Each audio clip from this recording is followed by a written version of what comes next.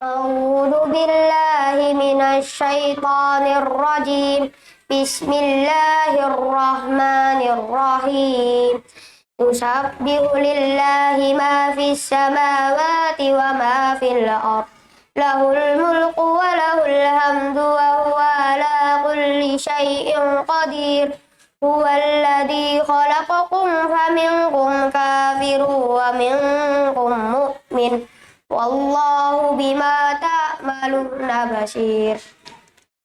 خلق السماوات والأرض بالحق وصوركم فأحسن صوركم وإليه المصير.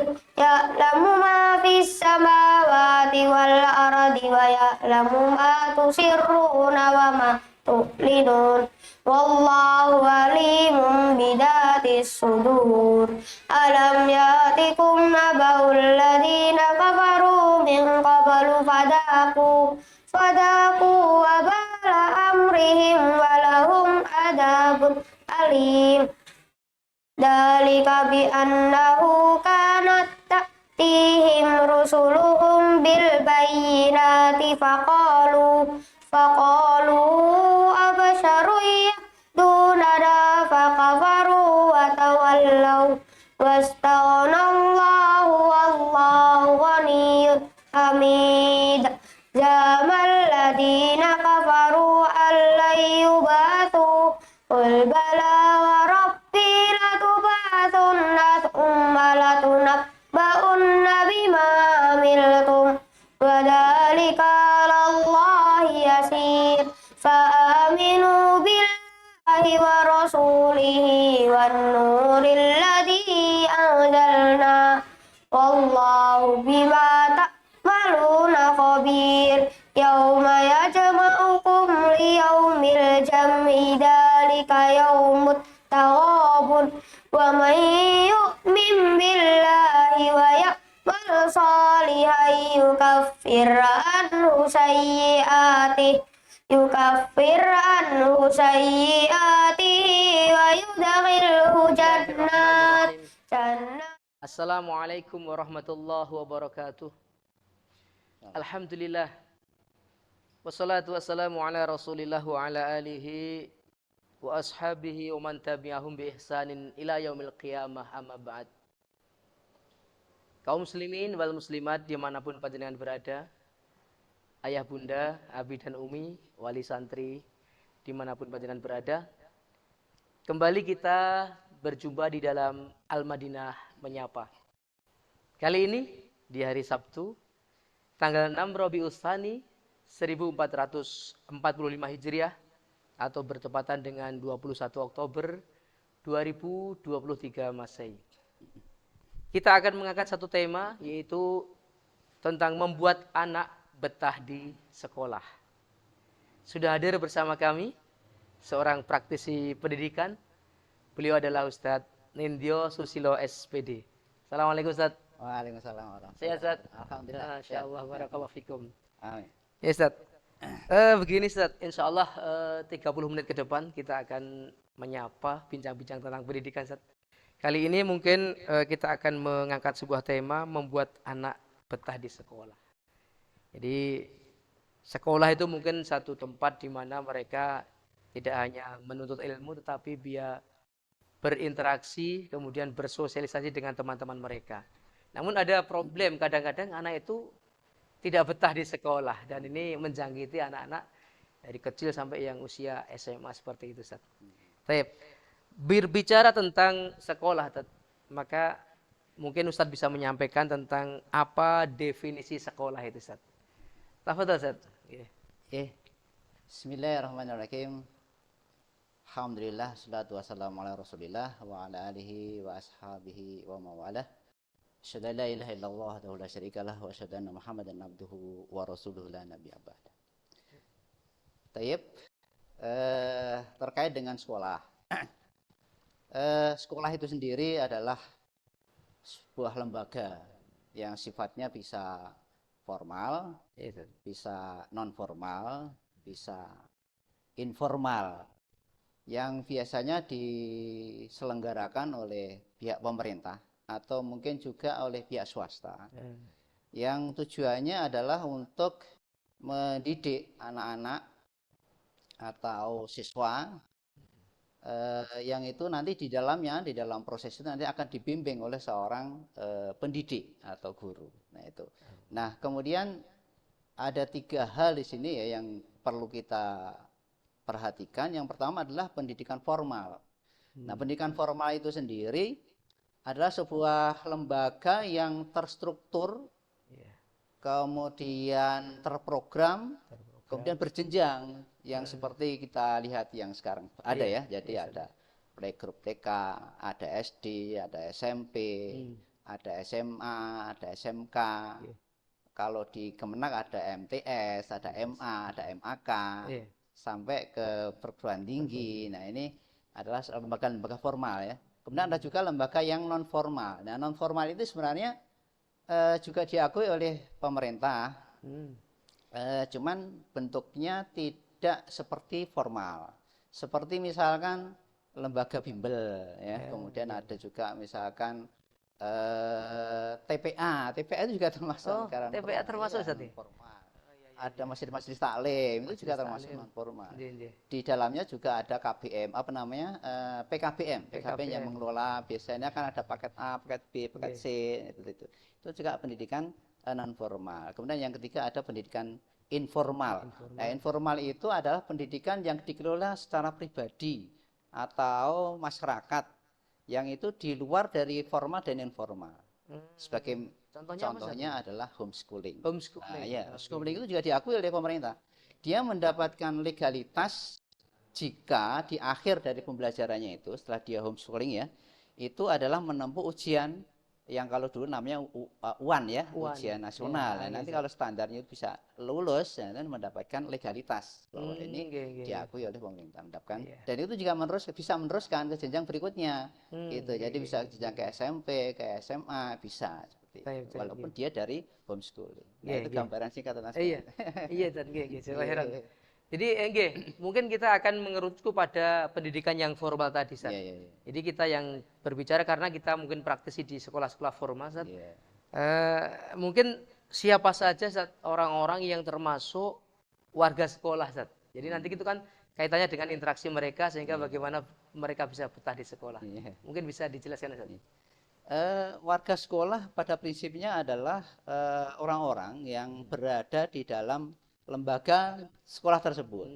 Jadi mungkin dari kepala sekolah, kemudian ada waka-wakanya, ya, kemudian ada guru atau pendidik, kemudian ada pegawai TU, kemudian ada tenaga kebersihan, tenaga keamanan, satpam termasuk di dalam juga komite sekolah juga termasuk warga sekolah.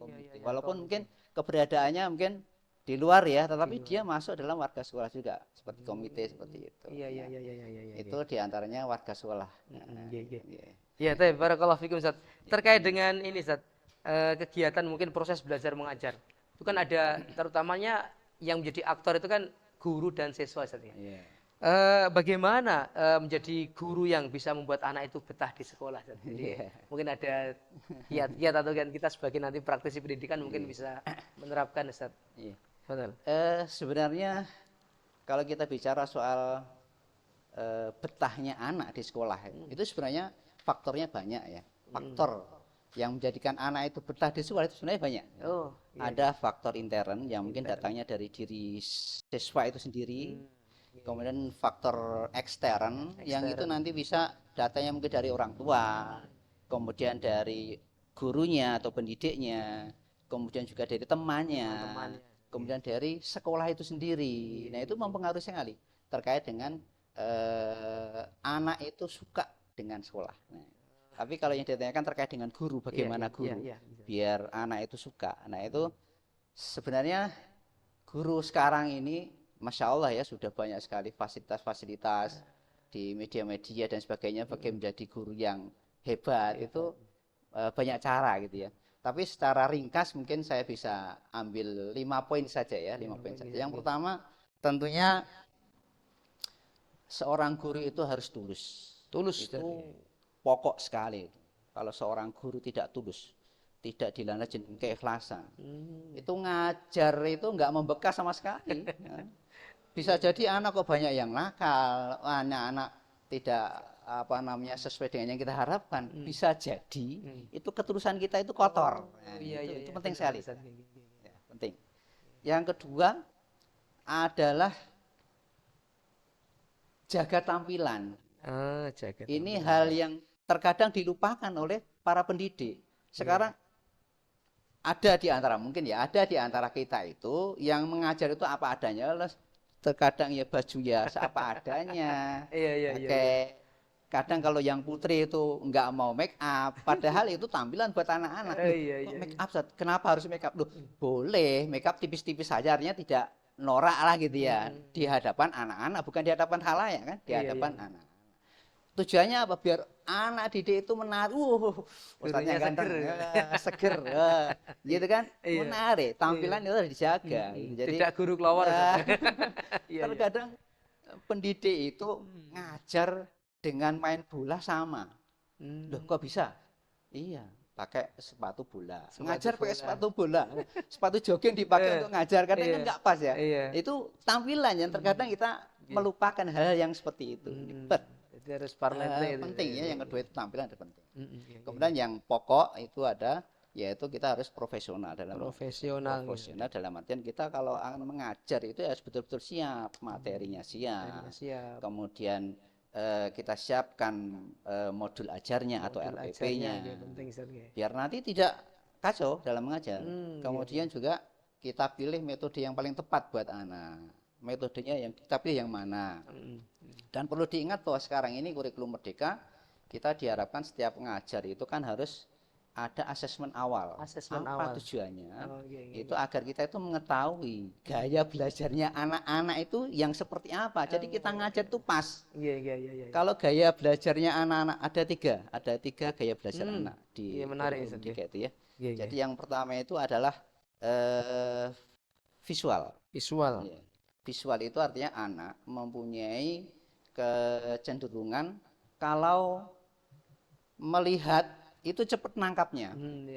Jadi kalau misalkan melihat ustadznya cepat nangkapnya, ustadznya bawa apa, misalkan bawa bola gitu ya, kan melihat bola, cepat nangkapnya, bola mahadza, langsung ditanyakan dengan bahasa Arab, dia langsung menangkap visual, dengan melihat visual. Jadi kan dengan visual ya. Contohnya misalkan nanti ditampilkan dengan LCD, misalkan disetelkan apa yang edukatifnya. Itu anak melihat itu langsung tertangkap. Itu memang gaya belajar dia itu adalah visual. Jadi yang kedua adalah auditori. Jadi auditori itu adalah pendengaran yang sangat kuat. Jadi di saat anak mendengarkan sesuatu itu cepat sekali hafal atau cepat sekali tertangkapnya, gitu. Jadi ada anak-anak itu ini sebuah kisah nyata ya. Jadi anak saya yang kecil, saya tidak mengira pinjam HP saya. Dia tuh nyalain murotal berkali-kali dia dengerin. Tahu-tahu dia hafal. Padahal belum bisa baca. Kalau bacanya ya masih gerak-gerak, hanya mendengarkan saja. Hafal. Kan saya jadi kaget. Wah, ini berarti kelebihannya di pendengaran, di auditori. Nah, makanya di saat saya mendidik anak saya itu dengan menyetelkan urutan, tetapi diawali dengan ditalkin dulu yang benar seperti ini, kemudian untuk menguatkan setelin murotal. Nah itu memang gaya belajarnya seperti itu gitu kan. Nah makanya kalau ada anak-anak yang seperti itu, oh ternyata ini auditori. Nah makanya gaya mengajarnya itu dengan cara bagaimana biar ini bisa masuk, cepat masuk. Nah, gitu. Nah yang ketiga ada gaya belajar kinestetik. Jadi anak ini cenderung kepada gerakan. Iya. Jadi mungkin Ustadz bisa lihat kalau pas ngajar itu ada anak yang aktif gitu. Bergerak. Itu memang gaya belajarnya seperti itu. Kalau nggak begitu dia nggak masuk. Iya. Jadi jangan dimarahin dulu. Gitu, jangan duduk ya. Kalau orang gaya belajarnya kinestetik itu nggak bisa diem, itu nggak bisa. Betul. Jadi dia harus gaya gerak gitu. Terutama anak kecil ini, kelas 1, kelas 2 itu. ya tetap diarahkan, tetapi jangan sampai dipaksa dan ditekan. Itu Nggih, memang nggih, nggih. gaya belajarnya seperti itu. Berarti guru harus mengetahui Ustaz ya, Iya. bagaimana karakter anak. Nah, gitu. Apakah dia termasuk ya anak yang visual, auditori atau kinestetik? Nah, itu di apa namanya asesmen awal Asesmen itu awal. di cara tesnya atau Baik. apa namanya itu tidak harus pakai tulisan atau pakai tes tertulis, nggak perlu. Iya. Ustadznya bisa, gurunya bisa bagaimana mengetahui anak bagaimana. Oh, ini ternyata modelnya adalah visual. Oh, ini auditori. Oh, ini nanti bisa dikelompokkan atau nanti modelnya, oh saya kalau nangani anak-anak ini model ini caranya begini, cara ini modelnya begini. Nah, Dan ini bisa diterapkan orang tua di rumah, Ustaz. oh bisa sekali kalau orang tua paham, oh anak saya modelnya seperti ini, saya berarti harus mengajari seperti ini. Nah, Nggih, nggih, begitu, nggih. ya. Jadi para orang tua di rumah mungkin bisa mempraktekkan ini, Ustaz. Nggih. Monggo, nggih. Bisa melihat karakter anak itu sendiri. Baik, barakallahu fikum, Ustaz. Baik, kemudian bagaimana atau mungkin adakah kiat-kiat Ustaz, agar anak itu selalu kangen dengan sekolahan? Artinya kan mereka itu ketika pulang pengennya cepat-cepat, wah besok ke sekolah. Atau ketika hari libur mereka itu pengennya, wah pengennya ke sekolah lagi itu. Ada nggak Ustaz yang seperti itu, Ustaz? Kiat-kiatnya. Oh, gitu ya. Jadi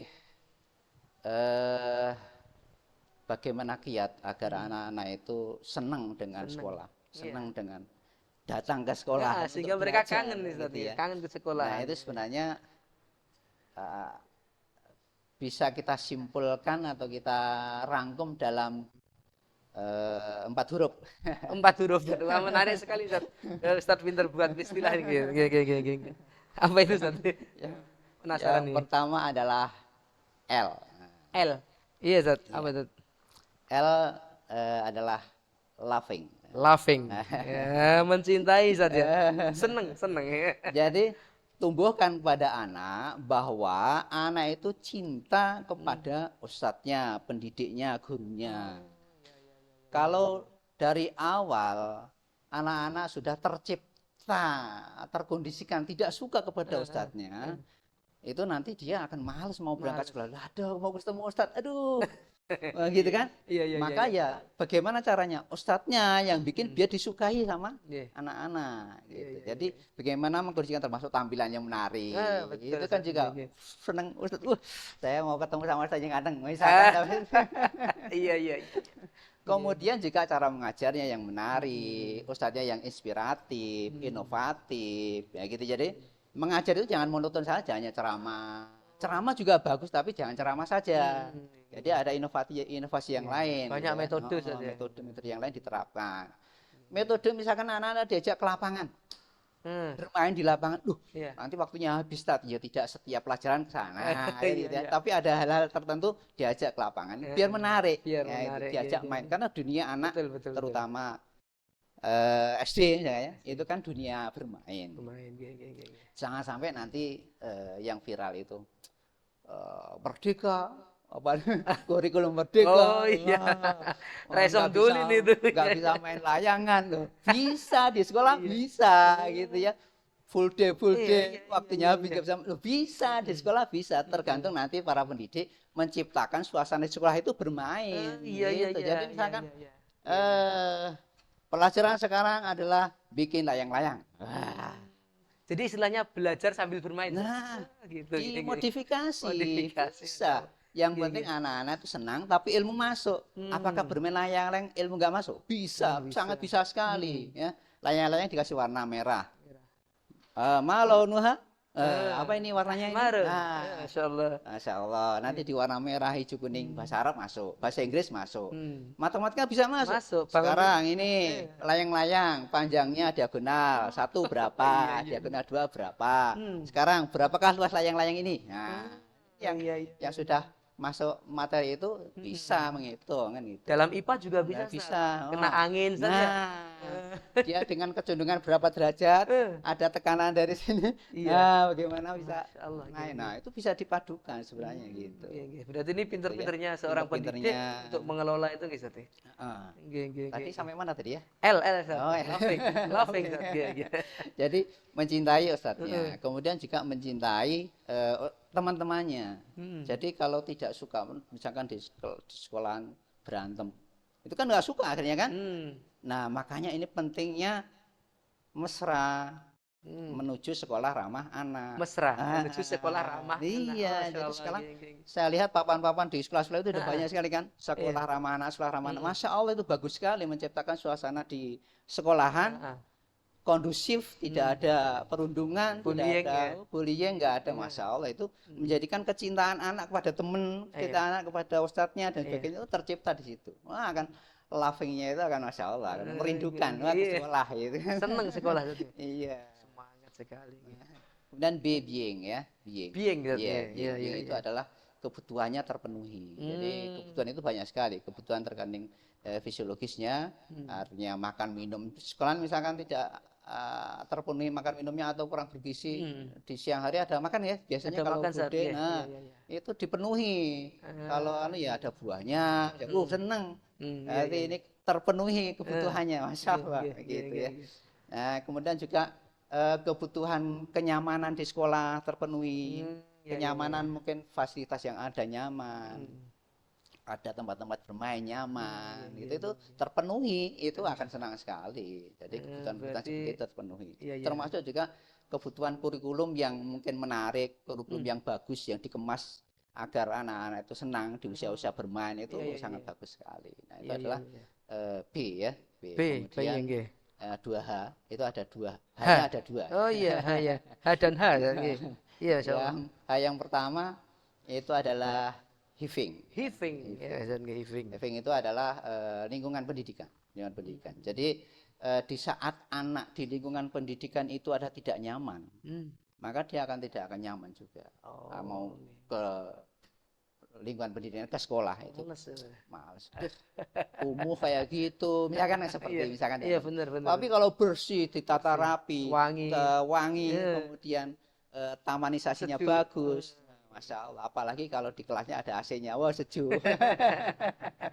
Iya. Wah, itu lingkungan pendidikan yang seperti itu dirindukan oleh anak-anak. Maka ciptakan saja seperti itu. Hiving ya, Dan yang terakhir adalah health. Health. Health itu adalah kesehatan. Artinya anak bisa merindukan belajar kalau memang kondisi dalam keadaan sehat. Sehat baik jasmani maupun rohani. Artinya sehat ya, bagaimana biar sehat ya? Cobalah sekolah punya program biar anak-anak sehat bagaimana? Maka kalau olahraga sudah masuk ya di dalamnya, masuk. Itu kan bisa. Kemudian sehat kaitan dengan makanan, mungkin di suplai makanan biar anak-anak sehat. Termasuk kantinnya, Sat. Nah, kantin itu disuplai makanan yang sehat, jangan makanan yang tidak sehat, gitu kan. Kemudian juga mendukung terkait dengan kesehatan, mendukung. Misalkan ada UKS ya. UKS, UKS itu mendukung peralatan kesehatan, mendukung, ada obat-obatan mendukung dan sebagainya, itu nanti anak akan nyaman terkait dengan Masya Allah, itu kira-kira jadi gitu, termasuk tadi kerasan di sekolah ya, berarti anak-anak itu supaya bisa menjadikan sekolah itu sebagai rumah kedua. Nah, itu kadang-kadang anak-anak itu kan ya pengennya sekolah bertemu dengan temannya itu, kira-kira di samping apa tadi 4 huruf tadi, mungkin dari sisi gurunya, teman-temannya juga mungkin dikondisikan seperti itu, Ustaz ya. Jadi kalau kita harapkan anak-anak itu menganggap sekolah itu menjadi rumah kedua, anak kedua, kita kembali kepada rumah yang pertama dulu. Kenapa anak-anak itu nyaman di rumah? Ya. Tentunya ada bimbingan, arahan dan perlindungan dari orang tua, ya kan? Kalau di rumah kan kalau ada orang tua kan wah anaknya nyaman. Kan? Ada bimbingan, ada ini kan? Nah, coba di sekolah seperti itu. Oh, satu-satunya. Perhatian penuh kepada anak-anak. Anggap itu anaknya. Anak sendiri. Jadi kalau ada yang rewel, cepet-cepet segera ditolong. Responsif. Gitu. Jadi kayak orang tuanya, memang kayak orang tuanya. Gitu. Maka anak-anak, misalkan, wah kayak sekolah itu kayak rumahnya, kan gitu. Tapi kan anak-anak kita banyak sekali, mungkin itu yang kadang-kadang menjadikan kendala. Ya kan artinya kan perhatiannya kan tidak harus satu kan itu. Perhatiannya bisa secara klasikal bisa. Namanya juga perhatian itu perlu sekali pada anak. Biar menganggap kita itu orang tuanya gitu. Jadi ada perhatian kepada anak. Gitu. Itu penting. Itu yang pertama, ada perhatian kan. Yang kedua di rumah itu biasanya anak nyaman itu kenapa? Manja. atau apa, fasilitasnya fasilitasnya Nah. terpenuhi. fasilitas terpenuhi kan. Nggih, nggih, nggih. Mau ini minta bisa, mau ini minta bisa. Coba sekolah penuhilah kebutuhan-kebutuhan anak yang terkait dengan pendidikan. Hmm. Cobalah itu dipenuhi. Nggih, nggih, nggih, nggih. Nah, kalau dipenuhi, misalkan mau olahraga bola nggak ada, gimana nggak terpenuhi kan? Iya, benar, benar, benar. Sehingga mereka Nggak gunakan nyaman. kertas untuk tembak. Nah, bikin kertas sendiri. Betul itu. buat menggunakan. Iya, iya. Seperti Betul, itu. betul, betul. Jadi Fasilitasnya terpenuhi. terpenuhi Iya. saat ya, Jadi ya. kalau memang ingin sekolah itu seperti rumah ya cobalah kita tengok rumah seperti apa. Seperti Betul, itu ya. betul, Jadi betul, nanti iya, menjadi iya. PR menjadi lembaga pendidikan. Iya. Nggih, nggih, nggih, Biar nggih, anak-anak nggih. itu senang di Mm-mm. sekolah. Nggih, Sat. Nggih, Sat. Begini. Ada mindset apa namanya bahwasanya sekolah itu hanya sebagai tempat belajar. Ya, kira-kira bisa nggak Tat, mindset itu dirubah, artinya sekolah itu ya bukan saja tempat belajar tapi lebih dari itu, Sat. Misalkan tempat untuk berinteraksi, bersosialisasi dan juga menambah apalah di situ. Iya. Gimana, Sat? Iya. Merubah mindset yang seperti itu. Jadi mindset itu muncul itu kan karena di lapangan dia mengalami kan itu kan. Iya. Seperti ini artinya mindset. Oh, ternyata sekolah itu kan gitu kan. Nggih, nggih, Nah, nggih. agar mindset itu tidak muncul, ya cobalah lembaga pendidikan itu mengkondisikan agar sekolah itu adalah tidak hanya tempat belajar saja. Jadi di dalamnya bisa mengasah keterampilannya.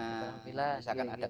keterampilan di sini biasanya keterampilan di apa komputer ada gitu ya. Komputer ada, nggih, Sat. Mungkin apalagi keterampilan yang lain TIK dan lain sebagainya, hasta karya dan lain bahasa sebagainya. karya baca. Nah, itu kan salah satu penyaluran bakat minat mereka. Nah, itu penting. Nah, sehingga tidak hanya belajar formal saja, tapi yang lainnya ada di dalamnya. Ya, ciptakan seperti itu. Kemudian juga mungkin ada fasilitas permainan, misalkan seperti itu. Ya, kasih aja fasilitas permainan. Jadi tidak hanya belajar doang, gitu. Ada fasilitas permainan juga. Nggih. Jadi mindset itu tidak akan muncul kalau memang lembaga itu mengkondisikan tidak hanya sekedar hanya belajar saja. Di situ ada misalkan ada semacam organisasi. Di sini mungkin kalau di SD itu sudah ada organisasi belum belum ada OSIS. tingkatan SMP SMA itu kan ada tidak ada. OSIS. Nah, itu sebagai ajang untuk mereka Oh iya, benar, belajar benar. untuk belajar untuk apa namanya berorganisasi, Nggih. membuat program, kemudian melaksanakan program, Menuangkan evaluasi, ide-ide menuangkan dalam ide-ide pikiran dan sebagainya. Nggih, Iya, nggih. itu sehingga tidak muncul mindset yang negatif, yang muncul adalah mindset yang positif. Oh iya, betul saya ngerti. Iya. Nggih. Nah, ini ada sebagian anak itu menganggap sekolah itu sebagai penjara bagi mereka. Sehingga apa mereka? Sekolah lagi. Terutama ini ya mungkin kalau anak kecil ya kecil sekali. Kalau anak besar itu mungkin yang mungkin sudah SMA itu kadang-kadang wah penjara. Karena apa? Mungkin di sekolahan ya mereka monoton kegiatannya seperti itu. Bagaimana Ustaz agar ya mereka tidak merasa seperti itu? Kalau ada anak yang seperti itu, diajak penjara. Biar tahu penjara kayak apa gitu ya. Jadi kalau ngomong, wah saya kayak di penjara, emang udah tahu di penjara Gitu. diajak penjara atau disetelkan video YouTube atau apa yang kaitannya dengan kehidupan di penjara, kayak apa penjara itu.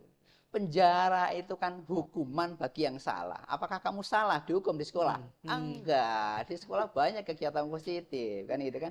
Penjara itu kan temannya jelek-jelek semua. Rata-rata yang di penjara itu yang bermasalah kan. Apakah kamu di sekolah temannya jelek semua? Enggak. Kalaupun ada jelek 1, 2 dan itu duanya yang bagus kan gitu. Jadi kondisikan seperti itu. Sebenarnya kalau sekolah itu sudah menerapkan tadi yang kita bahas di awal ya, kondisinya tidak hanya belajar saja, dikondisikan ada kegiatan-kegiatan yang positif, ada yang tidak menjenuhkan dan sebagainya. Itu kan kesan-kesan itu nggak bakalan muncul seperti itu ya, nggak akan bakalan muncul. Atau kadang-kadang itu muncul dari diri anak sendiri saat karena mungkin di rumah apa atau faktor malas mereka sehingga wah naik sekolah, sehingga kadang-kadang sekolah itu dijadikan sebagai kambing hitam. Padahal sekolah sudah mungkin ya fasilitasnya ada, teman-temannya baik, tapi karena mereka malas akhirnya menyalahkan sekolah. Kadang-kadang terjadi seperti itu. Bagaimana menepis yang seperti itu kadang-kadang? Gitu. Ya itu kalau seperti itu mungkin sifatnya kasuistik ya, hanya beberapa orang saja ya. Maka kalau ada seperti itu hanya maka mungkin bisa kita nasihati pelan-pelan, ya, kita iya. arahkan. Perlu pendekatan, Iya, Ustaz, ya. pendekatan. Jadi kita dekati, bisa jadi dia itu ada masalah di keluarga, gitu. Atau bisa jadi dia sendiri punya masalah. Ah, Bisa jadi dia punya masalah dengan teman, atau bisa jadi dia ada masalah dengan ustadznya barangkali, gitu. Jadi atau pendidiknya. Jadi cobalah kita Ini dekati tugasnya dia. siapa, Ustaz? Hah? Tugasnya guru, wali kelas atau apa, Ustaz? Guru, Iya. pendidik itu punya kewajiban. Ya. Guru pendidik itu semuanya guru pendidik itu punya kewajiban. Setiap melihat sesuatu jangan bilang, "Oh, tugas wali kelas, silakan." Jangan. Artinya kita Itu semuanya terpanggil untuk menangani meskipun hal saya seperti guru mapel mau Ustaz, Ah. punya kewajiban juga ya. kewajiban. Berpikirnya jangan ini kewajiban saya apa tidak. Oh iya. Ini adalah lahan pahala buat saya. Masya Allah, barakallah fiik. Coba sekarang misalkan Luar ada biasa. anak ya Iya. bermasalah, Mm-mm. antum dekati, antum korek masalahnya, dan antum bisa menyelesaikan masalah itu dengan baik. Dia sampai kapanpun ingat sama, saya ingat sama Ustaz Budi. Masya Allah. Iya. Antum tahu nggak? Tiap malam didoakan. Didoakan, Masya Zat. Allah. Itu Iya. ladang. Kalau antum, ini wali kelas ini. Wah, Berarti mindset ini kesempatan harus kita lahan rubah ini sendiri. jangan dibuang cuma-cuma. Masya Allah. Jadi semua kita Itu iya. kalau perlu rebutan saja. Nah, jadi orang-orang hebat ya itu adalah ada di antara mereka itu yang karena satu kata dua kata dari pendidiknya. Hanya bilang satu kata dua kata, Masya Allah dia menjadikan jadi orang hebat. Ingat terus sampai. Ingat terus. Masya Allah. Saya ingat sama nasihat Ustaz Budi. Ternyata, wah, sampai kapanpun teringat jadi orang hebat, Masya Masya Allah. Allah, Itu sebagai lahan, jangan dilempar-lempar, Masya Allah. Gini. Kemudian Ustaz, ini terkait dengan peran orang tua tentunya kan Oke. bukan saja kewajiban pendidik di sekolahan Betul. kan mereka juga punya orang tua yang justru ini yang harusnya lebih banyak porsinya di rumah karena mungkin lebih banyak di rumah. Nah, bagaimana peran orang tua itu Ustaz, agar mewujudkan anak itu supaya betah di sekolah Ustaz? Sebenarnya cuma satu, Gimana Ustaz? perhatian kepada anak. Perhatian. Iya, perhatian itu katanya sederhana, Iya. tapi itu luar biasa loh. Iya. Kalau ada anak kurang ada perhatian dari orang tua, Iya. ya, perhatian itu sebenarnya sepele loh, sepele sekali perhatian Tapi itu. efeknya luar biasa. Efeknya luar biasa. Iya. Contoh kecil misalkan, Hmm. anak mau berangkat sekolah, gitu Iya. ya.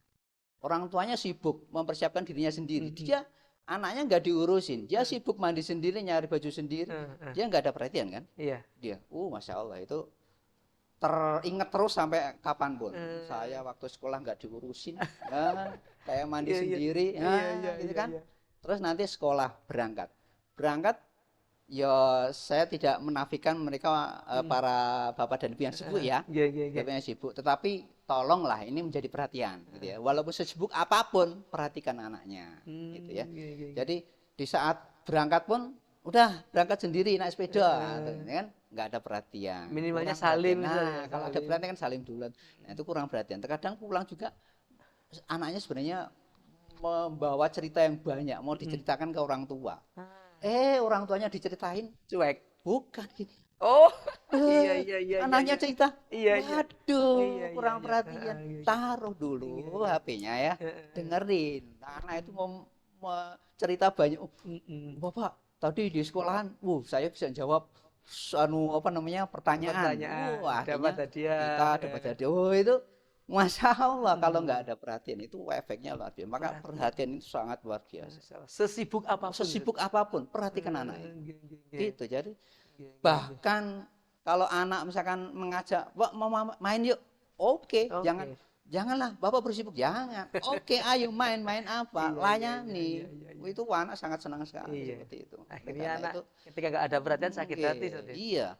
Contoh-contoh yang kurang ada perhatian itu, Masya Allah, anak-anaknya itu satu belajarnya kurang. Belajar saja kan perlu ada perhatian kan? Iya. Kalau misalkan udah saya sekolahkan dari pagi sampai sore, itu udah diurusi sama pendidik-pendidiknya di sana kan, itu kan. Udah di rumah nggak usah di ini lagi. Salah besar itu ya. Jadi di rumah Pasrah itu, bongkoan itu. di rumah itu dididik lagi. Jadi ditanya kemarin hafalannya sampai mana, gitu. Kemudian coba setoran seperti apa. Kalau masih kurang diperbaiki. Itu membuat anak semakin pede mungkin Ustaz. Wah, iya, semakin Sombong ya. semangat, pede gitu. Itu akhirnya mau sekolah itu semangat, disemangati sama orang tua, Iya, ada bener, perhatian bener, sama bener. orang tua. Tapi kalau sudah Sak-sakmu. Iya, iya. mau berangkat juga Rasa-rasun. Rasa-rasun. Nggih, Ustaz. Masyaallah barakallahu fiik. Nggih. Iya, Tat. Jadi gini, Tat. Anak-anak itu kan ada mungkin jenjang pendidikannya lain-lain, Tat. Ada anak-anak yang kecil, kemudian anak SMP, SMA itu kan kadang-kadang dia mengalami mogok sekolah, Tat.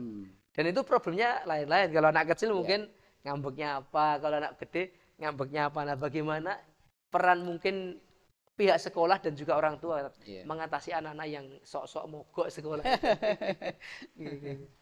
Jadi ini perlu dipilah ya, karena kan beda ini penanganannya, kasus dan penanganannya kan berbeda. Kita pilah menjadi mungkin 3 lah ya. 3 saja lah. Yang pertama mungkin usia PAUD sama SD. Usia PAUD sama SD. Yang mungkin agak setara lah ya. Biasanya problemnya anak-anak itu kalau di awal-awal memang kan belum ada interaksi dengan teman-temannya. Kalau misalkan baru awal diantar gitu misalkan belum ada temennya, misalkan seperti itu. Nah, biasanya kan masih susah itu, masih mogok-mogokan kan itu. Itu peran orang tua sangat penting. Sama peran pendidik itu juga penting. Komunikasi. Jadi orang tua kalau memang itu diperlukan, tungguin, diantar tungguin. Itu kalau memang diperlukan. Meskipun di awal-awal. Di awal itu ya jangan terus-terusan, di awal-awal saja. Itu dalam rangka apa? Biar anak itu bisa bersosialisasi dulu. Terkadang kan karena sifat anak itu kan beda-beda kan. Ada yang baru juga kenal langsung akrab dan sebagainya. Tapi ada anak yang lingus. malu. Bahasa kita telingus. Nah, ini orang tua kalau memang perlu tungguin.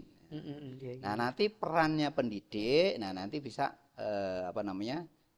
menjadi wasilah. Menjadi wasilah itu artinya nanti mengarahkan anaknya, membimbing anaknya. Kalau pertama masih rewel, ya dilayani terus sampai anaknya itu bisa nyaman. Itu perannya pendidik di situ. Nah, itu kalau di awal-awal seperti itu. Nanti kalau sudah agak besaran, mungkin masalahnya beda. Itu tadi mulai sore raso dolin layang. Iya. Nah, itu masalahnya beda. Jadi anak sudah ada semacam berontak. Nah, kalau anak-anak semacam itu berarti tugasnya lembaga pendidikan menyediakan menarik hal-hal yang menarik buat anak-anak biar anak-anak itu tidak jenuh. Kadang kan jenuh dari pagi sampai sore nggak ada main sama sekali. Akhirnya mau main waktunya habis kan. Nah, kalau di dalam pembelajaran dari jam 7 sampai jam 4 itu ada permainan, sudah terwakili. Ada permainan di situ. Permainan yang edukatif ya, artinya permainan yang tidak hanya sekedar permainan ya. Permainan yang edukatif. Nah, tersalurkan permainannya. Jadi suasana orang protes meneh gitu. Wah, di sekolah juga main ya gitu kan. Jadi kesannya sudah beda, tapi main yang edukatif. Nah, itu kalau yang usia 4 SD seperti itu. Tapi kalau yang sudah SMP beda masalahnya. SMP beda ya. SMP ya. Kalau SMP itu ini adalah masa-masa mencari jati diri. Biasanya kalau anak usia SMP itu masih riskan. Masih riskan tadinya ini perlu ada arahan yang betul-betul diarahkan. Jadi wajar misalkan anak dunia sekarang dunia internet ya, dunia pengennya itu enggak sekolah. Iya kan, pengennya itu main internet, main game dan sebagainya kan. Sekolah males. Itu kan. Itu sebenarnya luapan dari mereka itu ingin mencari jati diri. Sebenarnya saya itu siapa? Dia itu belum kenal dirinya gitu. Nah, yang paling selamat sebenarnya kalau Bapak Ibu pesantrenkan. Iya, pesantren. Di Pilangsari ada SMP Islam termodern. Sedikit-sedikit promo. Pondok Al-Madinah Pilangsari. Iya. Pondokkan itu insya Allah anak akan dibimbing, diarahkan di sana banyak sekali kegiatan-kegiatan menyalurkan bakat dan minat mereka. Ada badminton, ada wing chun, ada memanah. Nanti kalau dia punya prestasi disalurkan, ikut lomba-lomba, masya Allah. Jadi akhirnya ketemu, saya ternyata ahli kiroah, misalkan. Ternyata saya ahli memanah. Ternyata ketemu dia di situ, masya Allah. Ketemu jati dirinya. Jati dirinya. Sehingga nyaman. Nyaman. Gitu. Nah, Kalau udah usia SMA beda masalah lagi. Beda masalah. Heeh. Jadi ini sebenarnya sudah mendapatkan jati diri, ya, tetapi masih labil. Masih labil. Masih labil. Dan ini perlu ada arahan. Nah, kalau tidak diarahkan dengan yang baik dan positif, biasanya larinya kan ke cewek Iya, atau hal-hal Lawan negatif jenis yang itu. lainnya, itu kan Lawan masa-masa jenis, iya. SMA seperti itu. Jadi ini harus hati-hati betul bagi bapak dan ibu yang punya anak seusia SMA ini. Betul, betul. Sangat riskan. Apalagi di zaman sekarang. Iya, zaman sekarang. Ini harus betul-betul ekstra ketat dalam Iya, pengawasan. bener. Nggih, cara Sat. Mungkin di sesi yang terakhir nih, Sat. Pemerintah kan sekarang menggalakkan ya tadi yang dengan sampaikan di awal tadi, Sat, Iya. sekolah ramah anak. Nggih. Jadi yang sekolah ramah anak itu idealnya seperti apa, Sat? Barangkali Ustadz bisa gitu. menyampaikan. Ya, sebagai gambaran bahwa program sekolah ramah anak itu memang sudah digelindingkan, digencar-gencarkan oleh pihak pemerintah. Dan sekarang kalau kita lihat di sekolah-sekolah itu sudah ada papan-papan, ya kan? Papan-papan Termasuk di sekolah kita, Sat, ada sekolah ramah ramah anak. anak. Itu tujuannya bagus sekali pemerintah dan harusnya kita menyambut, ya. Kita menyambut dengan program itu. Nah, untuk menjadikan sekolah ramah anak itu sebenarnya harus ada 6 komponen yang 6 harus komponen. dijalankan. Iya. Insyaallah, ya. Nah, yang pertama adalah kebijakan. Kebijakan. Jadi, dari pihak sekolah membuat sebuah SK tim ramah anak, ya, Iya. yang itu nanti dibuat SK-nya, kemudian ada job disk-nya, tugas-tugasnya apa dan sebagainya. Nah, ini perlu ada penanganan khusus, ada timnya kan, ada SK-nya. Yang kedua adalah ada pendidik atau tenaga kependidikan minimal 2 itu yang ahli dalam sekolah ramah anak ini. Nah, bagaimana biar ahli? Biasanya pemerintah daerah atau mungkin Kemendikbud gitu, itu ada pelatihan-pelatihan terkait dengan sekolah ramah anak. Jadi nanti pihak sekolah nanti bisa mengirimkan atau mungkin bisa mengajukan dan sebagainya. Nanti ada pelatihan terkait dengan sekolah ramah anak. Pengenangan anaknya di Iya, sekolah. iya, termasuk bikin sistemnya, bikin peraturannya dan sebagainya. Nanti akan disosialisasikan ke warga sekolah. Tapi ini sementara sudah ada belum, Sat? Bintek atau bimbingan dari pemerintah sudah berjalan. sudah berjalan gitu. Sudah berjalan. Nah, mungkin coba komunikasi dengan Kemendikbud setempat. Iya. Nah, itu nanti akan ada pelatihan-pelatihan seperti itu. Iya. Itu yang kedua, ya. Kemudian yang ketiga adalah sarprasnya itu adalah ramah anak. Sarprasnya itu adalah sarpras yang ramah anak. Loh, kok bisa seperti itu? Iya, kalau namanya ramah anak itu sarprasnya harus didukung dengan ramah anak. Contoh yang kecil misalkan, meja-meja kursi itu apakah pojok-pojoknya itu sudah halus? Apakah masih lancip? Oh, iya. Kalau masih lancip itu berarti tidak ramah anak. Ini yang kadang-kadang keluar dari pemikiran kita. Nah, jadi harus dibuat bulat, tumpul. Jadi kalau suatu saat misalkan terjadi benturan dengan anak, tidak menjadikan anak itu sakit. Itu ramah terhadap. Berarti sarpras yang ada sarpras yang ada itu kira-kira tidak membahayakan. Nah, tidak membahayakan kepada anak. Di antaranya seperti itu. Kemudian yang ke berapa? Keempat, Sat. Yang keempat, ya. Yang keempat itu adalah pembelajarannya itu adalah ramah anak. Pembelajaran yang ramah anak. Iya, pembelajarannya adalah yang ramah anak. Jadi dikondisikan pembelajaran itu tidak ada pembulian, baik itu bullying verbal. Kadang kita hanya enggak atau dibentak misalkan, jangan. Nah, itu sudah bullying ini. Terus secara verbal. Jangan hanya lari-lari saja, misalkan, duduk yang bagus. Nah, ini sudah bullying verbal ini. Jadi kalau dalam pembelajaran itu dikemas bagaimana biar tidak ada bullying, nah, itu berarti sekolah yang ramah anak. Dan ini perlu gitu. Terkadang kita nggak sengaja kan, ya ada yang bandel, ada yang mungkin tingkahnya berbeda, padahal itu adalah anak yang punya gaya belajar apa tadi? Kinestetik. Nah, dia itu punya gaya belajar yang memang seperti itu. Kalau nggak gitu nggak masuk gitu loh. Dia memang gitu. betul gitu. Nah, kemudian yang kelima, ya. Yang kelima itu adalah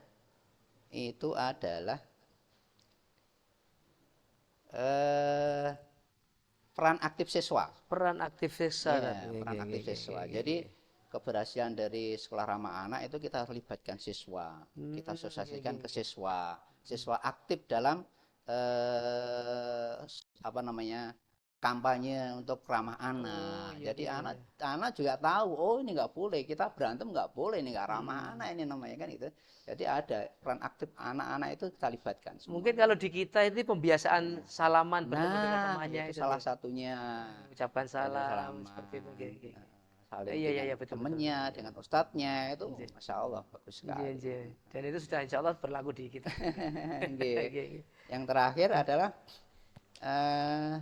keterlibatan orang tua, kemudian warga masyarakat, kemudian organisasi yang bisa kita libatkan, dan stakeholder yang lainnya yang bisa kita libatkan. Nah ini tanpa peran aktif mereka mungkin akan kecil keberhasilan. Jadi kita juga harus melibatkan ke orang tua. Orang tua kita libatkan dalam untuk pensuksesan program sekolah ramah anak. Termasuk mungkin kita libatkan ke yang lainnya. Iya betul. Atau dunia orang-orang yang pengusaha-pengusaha misalkan. Barangkali kita butuh dana atau kita libatkan nggak masalah. Minimalnya kerjasama dalam proyek kan sekarang ada sekolah proyek itu ya. Kira itu sebagai gambaran terkait dengan sekolah ramah anak. Ustaz. Nah itu harapannya nanti kalau sudah menjadi sekolah ramah anak itu kan mau kemudian mampu maju. Mampu dan maju. No 3M. Nah ini disingkat dengan temu. Kemudian mesra, temu mesra. Jadi sekolah ramah anak itu yang pertama tadi adalah yang pertama adalah mau. Jadi sekolah itu mau menjadi sekolah ramah anak kan itu. Nah kemudian mampu setelah mau ada kemampuan untuk menjadikan ini sekolah menjadi ramah anak. Maju setelah maju diimbaskan. Barangkali ini sudah berhasil kan sekolah ramah anak berhasil diimbaskan ke lembaga yang lainnya atau sekolah yang lainnya. Oh ternyata kita punya trik-trik untuk menjadi sekolah ramah anak seperti ini. Nah, itu menjadi mesra menuju sekolah ramah anak. Insyaallah. Menarik Ustaz perbincangan kita sebenarnya, tapi kita terbatas dengan waktu Ustaz. Kita mungkin lebih dari sudah lewat 5 menit. Karena ya enggak kerasa tadi. Ya mungkin ini yang bisa kita sampaikan di Al-Madinah Menyapa untuk sore hari ini. Mudah-mudahan ada manfaatnya untuk kita semuanya. Kaum muslimin dimanapun panjenengan berada, barangkali ini bincang-bincang ringan kita bersama Ustadz Nindyo Susilo, seorang praktisi pendidikan di Pondok Pesantren Al-Madinah. Barangkali insya Allah kita akan bertemu di kesempatan yang akan datang lagi. Kita akhiri dengan doa kafaratul majlis. Subhanaka Allahumma bihamdika asyhadu an la ilaha illa anta astaghfiruka wa atubu ilaik. Saya yang membawakan banyak salahnya, mohon maaf. Wabillahi taufik. Assalamualaikum warahmatullahi wabarakatuh. Jazakallahu khairan. Insyaallah.